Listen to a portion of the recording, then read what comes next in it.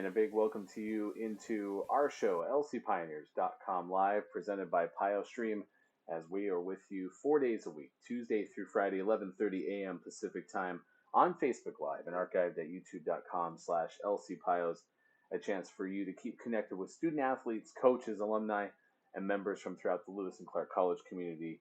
If you miss any of the shows, as I mentioned, youtube.com/lcpios is the best place to find our show.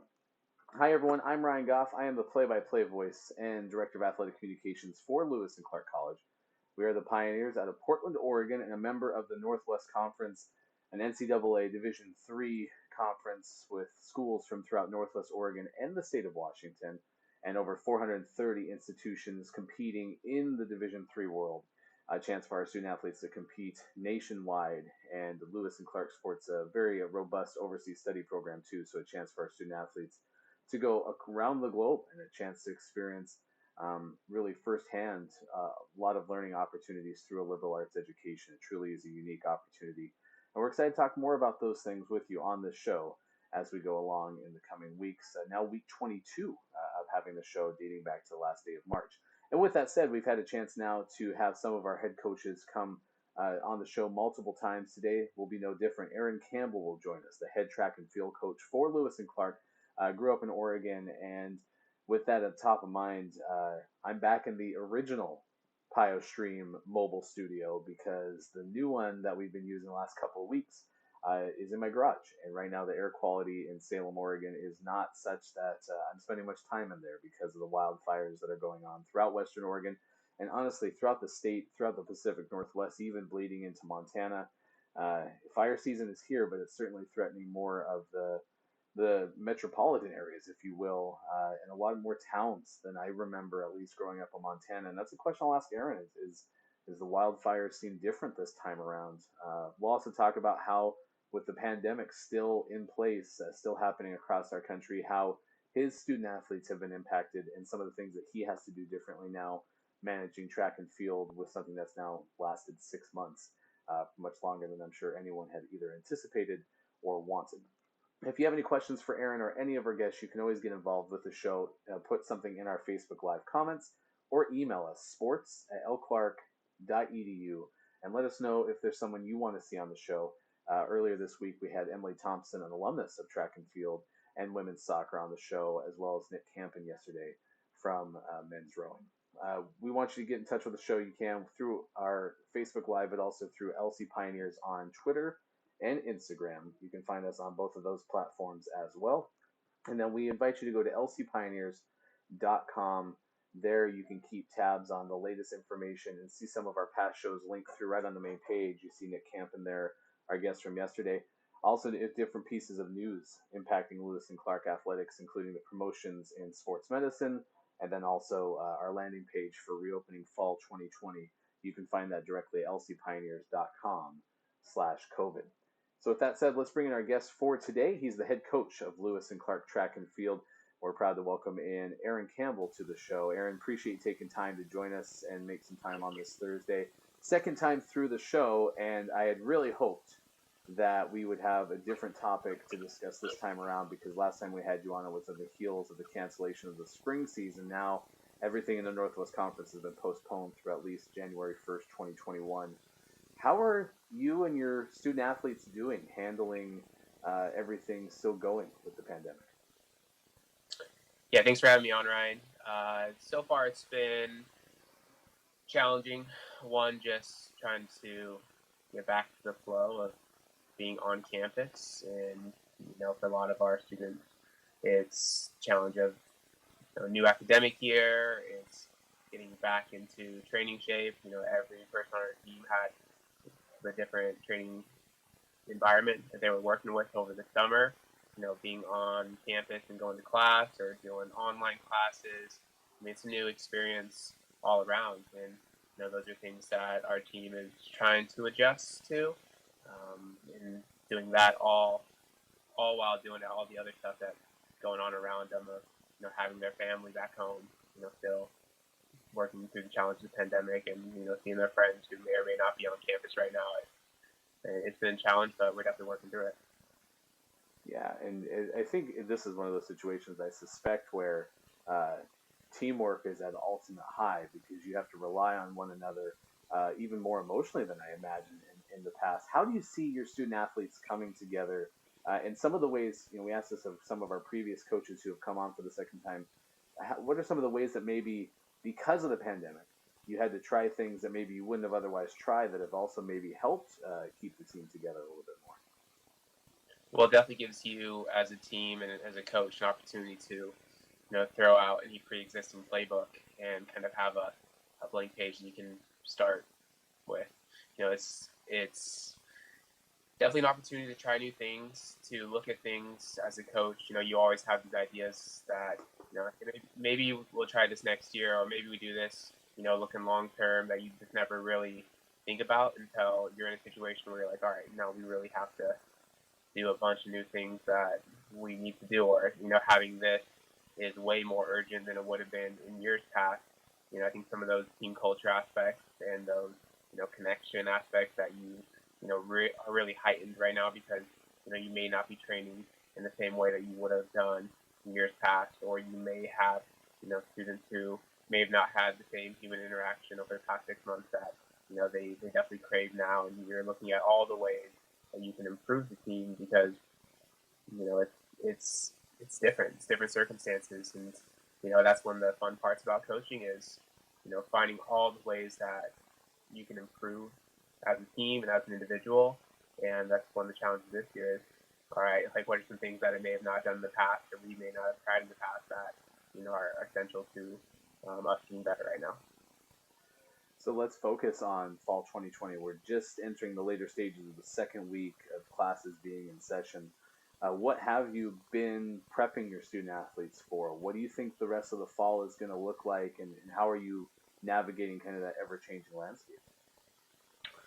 I won't lie, Ryan. It changes probably every week, whether that's through access to certain facilities that we may have at one point and not have at another point, or if a student has to go into quarantine for a significant period, or if a student you know has to reevaluate their mental health over a certain period of time if as they're trying to navigate the pandemic, and even just from an X and O standpoint of, all right, what we've done in the past is going to look different because one, you may not have been able to do anything in the summer because you may have been on strict stay-at-home orders, or you may have had a bigger break from the season this year because we left campus in March as opposed to in previous years a student might have gone to the national championships and trained through May, and or had done some post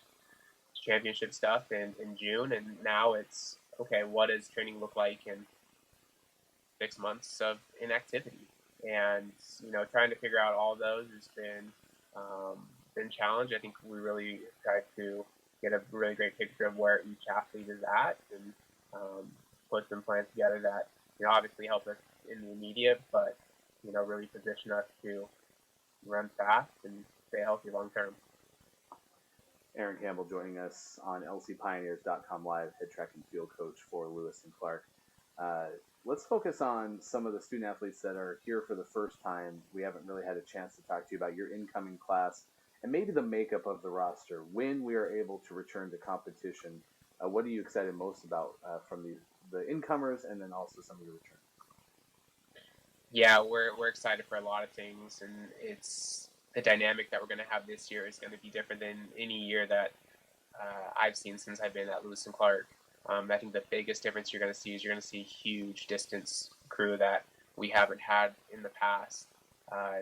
They're young, but they're talented, and I think that you're going to see in our distance events specifically, you're going to see a lot of depth and a lot of talent. Now you're going to see a crew that is competitive, and one of the benefits of being on campus right now is that you get to see some of the ways that these new athletes are training, and it's a group that's really really wants to get out there and compete, which is fantastic to see. I think one thing that you'll also see from the newcomers is you're going to see some talent that is national level from the beginning, on our women's sprint side in particular. You're going to see some athletes who are going to come out that are going to take it to people from day one. And that's really exciting when you're looking at newcomers of people that always have talent. And every team brings in talented individuals every year, but it's those athletes who walk into the building and say, "Yeah, I may be young, but I'm talented. I belong here, and I wanna win from day one." We've got a lot of those athletes in right now. Well, and you have this incoming class, which makes me think of recruiting and some of the things that makes Lewis and Clark special. Portland, the campus, access to a strength and conditioning coach full time. When you're talking to them about what Lewis and Clark can provide that a lot of other places can't, or maybe that Lewis and Clark is able to do differently or better, what comes top of mind when you're having those discussions with incoming student athletes? Yeah, I think the best word that I always describe Lewis and Clark with is community. I think it's important as a student on campus that you feel like you belong and you like where you're at and you feel comfortable. There's always going to be schools that have certain academic components that maybe in theory rank higher, or certain campuses that have an amenity. And I think that we have the best of everything. I think every student should want to go to Lewis and Clark. But in the end, none of those things matter if you don't like where you're at. And I think for Lewis and Clark, we do a really great job of helping students feel where they belong, meeting them where they're at, and creating an environment where they can be successful. And part of that is, the connections that you make with people. Part of that is the connections you make with your coaches and, the faculty at Lewis and Clark. And a big part of it's Portland. For all of our student athletes that we bring into the track program, we always talk about, yeah, you can run fast here. You can jump here. You can throw far. All those things. But in the end, you still have to spend X number of hours not at the track and making the connections outside the classroom, being involved in Portland, experiencing it. Those are things that fill up more time than you're at the track, and you really have to enjoy that community. And I think we do a really great job here of, helping students be a part of that and thrive here. Yeah, and that community you talk about, I mean, you're from a facility standpoint, yeah, it's great. Eldon Fixed Track at Griswold Stadium is an amazing place to compete, but then all of the support that you have, both in competition with Coach Ange, strength and conditioning, and then academically, student life, which we just linked into our Facebook Live comments. I think that kind of summarizes a lot of the things that you're saying, and I find it interesting because, as I mentioned at the top, Emily Thompson, who was class of 2016, was just on our show a couple of days ago, and she talked about her path from breaking a school record in the hurdles to getting a branding marketing job with Red Bull. She referenced a lot of those things that you just said, so you can tell just in the case of one alumnus from your program, just how that was the case. And then I bring up Coach Ange, and she's part of the Coaches Council for an organization called We Coach. And you just referenced that group in a tweet recently that kind of stood out with me. And since I was having you on, I wanted to bring this up because last time you were on, we talked about your path of being a full-time head coach of a Division III program while also earning your graduate degree. We talked more about like how did you manage all of it, but specifically with this tweet reference some research papers that you conducted, and that tweet really stuck with you from the Tucker Center. What was that in reference to? What were some of the ways that you found that valuable doing those research papers? Yeah, so there's a lot of different ways you can go about your graduate program here at Lewis and Clark. I think one of the benefits that I had was that I was able to connect some of the things that I was passionate about from a professional standpoint to things that I was wanted to learn and needed to learn. The Tucker Center was a resource that I used in multiple papers, just trying to identify ways that we can make the coaching profession um, better.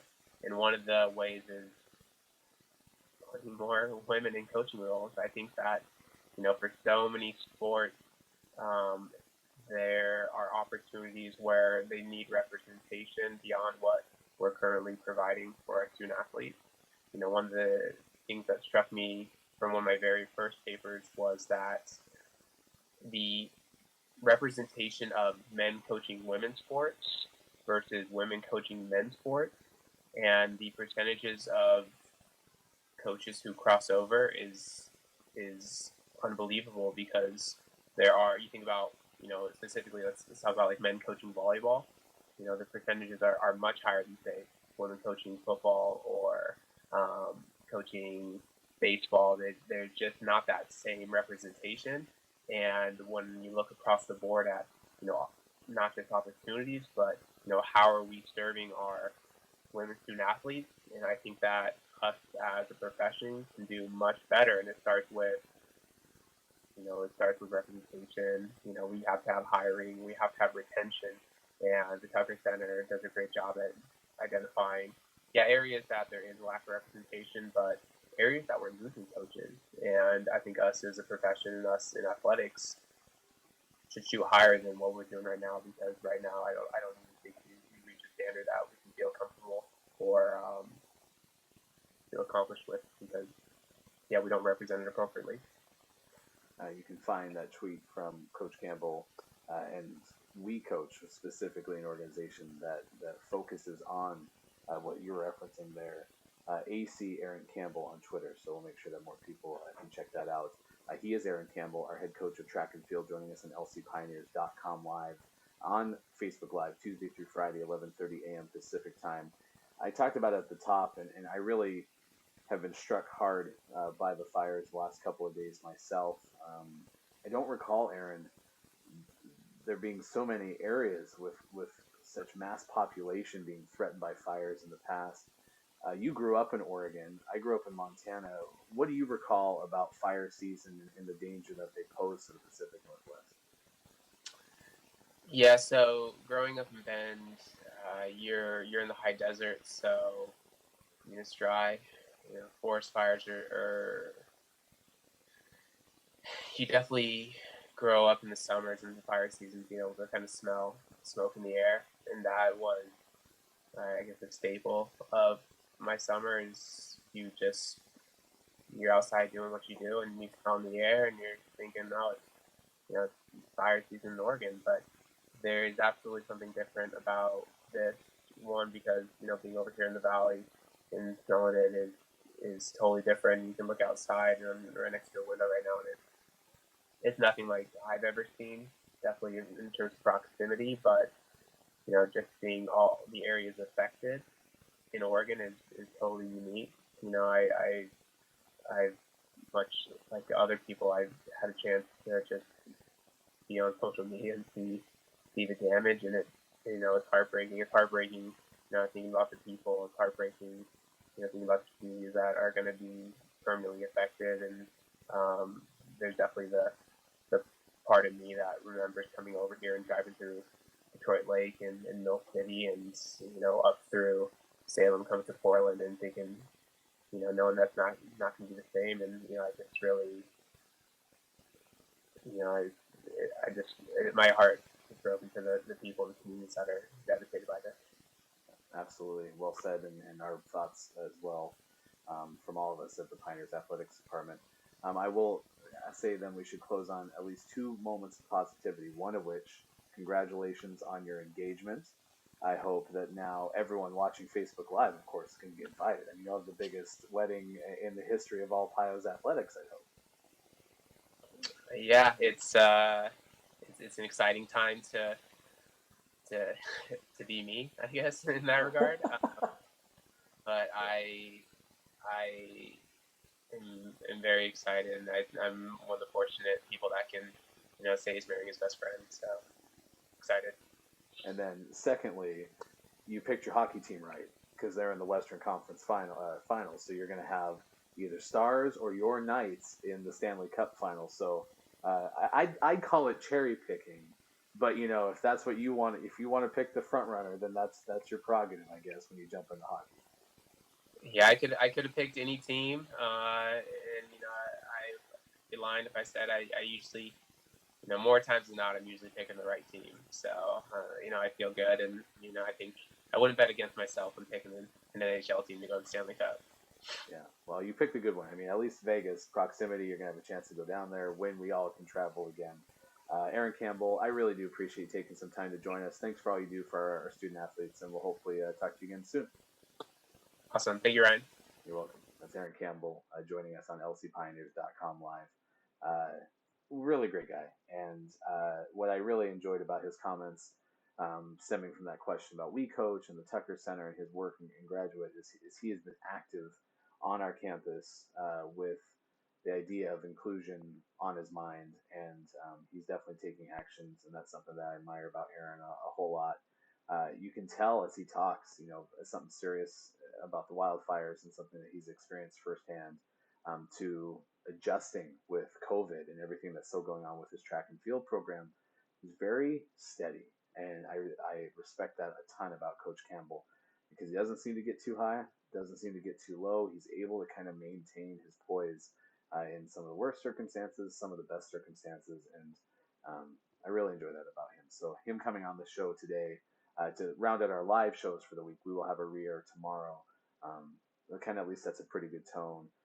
I encourage everyone, though, as he talked about those impacted by the fires, we give you our best thoughts, quick recovery, help along the way. I know there are a ton of shelters, not only in the Salem area, but in the Eugene area, Medford area, and now fires spreading in Clackamas County, near Lincoln City, Oregon, and that's just within the state, let alone all the fires in California, Washington, Idaho, as I mentioned, Montana. There's a lot going on right now with nature, and so we extend our best thoughts. If you haven't been impacted, certainly if you can donate to those who are helping those who have been directly impacted with loss of property or evacuations, and then also the air quality thing too. Like I said, I'm back in my bedroom. This is Studio A when we went out of Portland off campus in March, and despite having much better setup out there, it's just too hard to sit out there. I mean, the air quality index in Salem alone is off the charts. I mean, they don't have anything they can move the needle on past like 500 or 600. I can't remember, but it's beyond index is what we're reading. So yeah, just stay safe and do the best to help one another. And Coach Campbell, big thanks to him for joining us today. And that brings up some of our guests that we will have next week. Kayla Ernewine is now Kayla Piper. We will talk to her as an alumnus of Lewis and Clark, a chance to catch up with Kayla and see how things have been going for her. I know she's in the education field. It will be exciting to hear some of her memories of being at Lewis and Clark. And we have confirmed Brian Smith from men's basketball will join us on Thursday, trying to squeeze his interview in around the class as well. Still kind of finalizing our guests. I think Eric Del Prado is planning to join us on Friday, the 18th, to talk about baseball. He's the assistant baseball coach for Lewis and Clark. And then tomorrow we will have a replay of a conversation we had earlier with Michelle McGinn. She's a junior now for Lewis and Clark volleyball, and just an all-star caliber setter for the Pioneers program. So a chance to catch up with her as we talked a couple of weeks prior to the start of classes, and so we'll get a chance to hear from her with our replay that we will bring you tomorrow. So until we do talk to you tomorrow, I'm Ryan Goff. Thanks for having fun with us. Stay safe, do well with each other, and we will talk to you again soon for more lcpioneers.com live, presented by PioStream on Facebook Live, Tuesday through Friday, 11:30 a.m., and available on demand at youtube.com/lcpios. Goodbye, everybody. I'm Casey Jones, and I teach a range of classes: general chemistry, organic chemistry, and also some advanced classes. And I have a research lab that currently I have 4 students working with me as part of the Rogers program.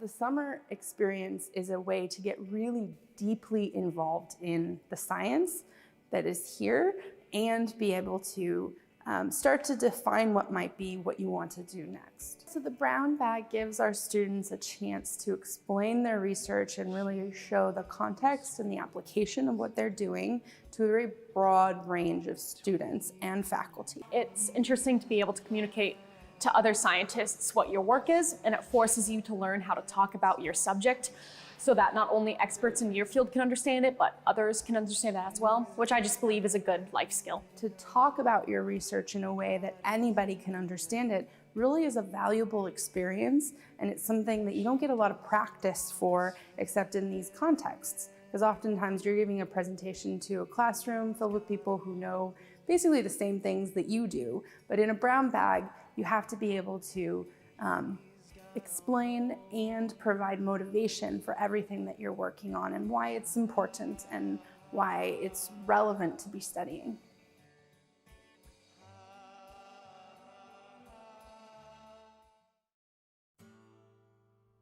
I think everyone should take Intro to Chemistry because the chemistry department here is phenomenal. Everyone I've known has had a good experience with everyone in that department, so I think it's a worthwhile course to take.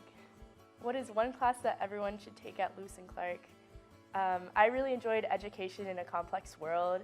You kind of get to discuss all the issues that exist within education today, and you get to kind of explore that by going to classrooms firsthand and volunteering with children, which I thought was a really wonderful experience.